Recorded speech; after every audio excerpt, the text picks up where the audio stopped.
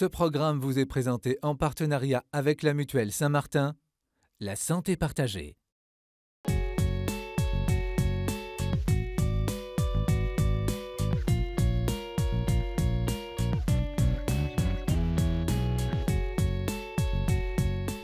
Sur les hauteurs de Lyon, dans l'établissement scolaire des Minimes, les lycéens terminent une conférence sur le dialogue interreligieux. Après le témoignage du cardinal Barbarin et de l'imam Azzedine Gassi, une dizaine d'élèves se retrouvent. Autour de la table, chrétiens et musulmans parlent de leur foi. Un croyant d'une autre religion ou de la même religion que vous partage sa foi. Qu'est-ce que ça vous fait? On l'admire. Toi, Lara, tu l'admires? Parce qu'il y a de moins en moins de monde qui partage ces faits religieux. Alors du coup, c'est beau, on l'écoute et on en prend de la graine. Ouais. En fait, je parlais avec Pauline et j'ai appris, elle m'a dit qu'elle allait à la messe le dimanche. Et donc je lui ai posé des questions, je lui ai dit mais t'es obligée, t'as envie d'y aller, c'est pas de toi-même que tu vas et tout ça. Du coup, ça m'a un peu surprise. Je me suis dit c'est beau quand même de se dire que elle y va. Le dimanche matin, elle se lève pour aller à la messe. Ça m'a touchée aussi qu'elle ose poser des questions parce que c'est pas souvent. Et moi, du coup, en retour, vu qu'elle osait, j'ai osé lui poser des questions sur sa religion. Je pense que c'est un peu un sujet tabou parce que par exemple, quand on va faire connaissance avec une personne ou qu'on va lui parler dans les couloirs, on va pas parler de religion. On va parler des cours, de nos activités, ce qu'on va faire le week-end. Je pense que c'est plus facile de partager sa foi avec quelqu'un qu'on connaît depuis longtemps que quelqu'un qu'on va juste rencontrer comme ça rapidement. Je parle de la prière en elle-même, mais pas de ce que je dis à l'intérieur. Je pense que c'est plus personnel. Ce qui est dur, c'est de faire le rapprochement, de penser la même chose et affirmer la même chose qu'on est à l'école, quand on est dans une paroisse ou au scout. Je trouve ça difficile de témoigner en tant que chrétienne parce que déjà, je sais que j'ai énormément de mal à témoigner de ma foi parce que j'ai peur du regard des autres. Du coup, j'arrive pas à dire que je vais à la messe tous les dimanches et que c'est moi qui choisis d'aller à la messe. C'est ta foi.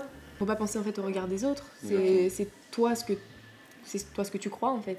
Donc c'est toi, ça fait partie de toi. Si on échange en fait ce qu'on ressent en fait avec d'autres personnes d'autres religions, en fait ça nous aide à mieux comprendre, à s'ouvrir et à apprendre des choses sur les autres personnes et surtout sur nous. C'est la foi qui me nourrit et qui me donne ce sourire chaque jour.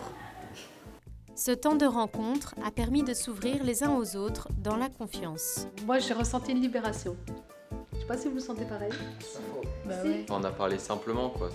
C'était fort quand même d'écouter ce que les chrétiens vivent, leurs émotions et surtout ce que les chrétiens pensent des musulmans et ainsi de suite.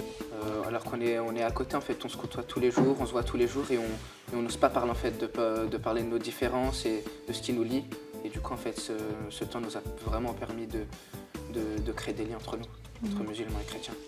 Quand on a l'occasion, entre croyants de différentes religions, et même entre croyants d'une même religion, de se partager ce que la foi nous fait vivre, on est conduit à l'essentiel. C'est important de pouvoir partager ce qui nous fait vivre, que ce soit la foi, que ce soit autre chose. Et particulièrement quand on est croyant, normalement, c'est quelque chose qui constitue aussi une part de l'existence. Et pas simplement parce qu'on va adhérer à des valeurs, mais parce que ça va faire du bien. C'est pas d'abord de rentrer dans des grands concepts théologiques, d'explications, de ceci, de cela. C'est un dialogue tout simple dans lequel on se partage, mais sous le mode de la conversation. On n'adresse pas de leçons à qui que ce soit. Et on peut s'enrichir de cette expérience. Et puis si ça change la vie de l'autre, il a quelque chose à m'en dire. Et ça, c'est intéressant. Quand un jeune chrétien qui n'est pas très habitué quelquefois à la prière, entend qu'un petit musulman de son âge lui dire moi, j'essaie de prier 5 fois par jour et c'est un beau moment et heureusement que j'ai ça parce que ça me donne de la force dans ma journée. Le petit chrétien il peut se dire lui aussi, oui, mais moi pourquoi je ne prie pas ou, alors peut-être pas 5 fois par jour, mais peut-être ne serait-ce qu'une fois, prendre le temps dans la journée de penser à Dieu. Voilà, on a des choses à s'apporter et en même temps, dans ce que l'autre va dire, ça peut faire écho à notre propre histoire, toujours avec des différences, mais ça peut faire écho. Et cet écho-là, il est quelque chose de précieux dans le dialogue. On sait le faire, ça.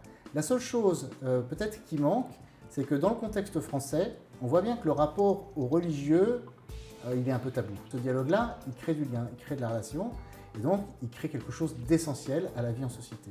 Et il y a sûrement une responsabilité éducative pour les adultes, les parents à la maison, les les enseignants à l'école, les animateurs d'aumônerie à l'aumônerie, les APS dans l'enseignement catholique, pour vérifier qu'on va bien créer un climat qui permet ça.